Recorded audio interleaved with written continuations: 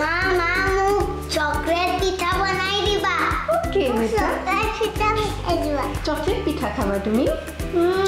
ঠিক আছে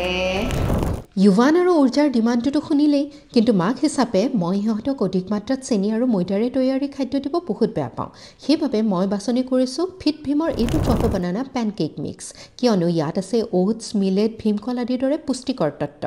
মাক হিচাপে ইহঁতে খাব বিচৰা বস্তুবিধ বনাই দিয়াৰ সুখকণো সুকীয়া নহয় জানো আৰু ইয়াক প্ৰস্তুত কৰাৰ পদ্ধতিটো খুবেই সহজ পেনকেক মিক্সখিনি এটা বাতিত উলিয়াই তাৰ লগত গাখীৰ আৰু মেল্টেড বাটাৰ দি ধুনীয়াকৈ মিক্স কৰি এটা বেটাৰ তৈয়াৰ কৰি লৈছোঁ কনচিষ্টেঞ্চিটো মনৰ পচন্দৰ হোৱাৰ পিছত পেন এখনত বাটাৰ দি অলপ অলপকৈ বেটাৰটো দি দিছোঁ 2-3 মিনিট মিডিয়াম ফ্লেমত দি সৰু সৰু বাবলছ উঠাৰ পিছত ওলোটাই দিছোঁ আৰু এয়া চাওক চকলেট পিঠা মানে আমাৰ পেনকেক ৰেডি ওপৰত চকলেট চিৰাপ কাজু আলমণ্ড দি মই পৰিৱেশন কৰিছোঁ কিন্তু লাষ্টৰ ষ্টেপটো একেবাৰে অপশ্যনেল আৰু এয়া ইউভান আৰু উৰ্জাই বিচৰা চকলেট পেনকেক হেঁপাহ পলুৱাই খালে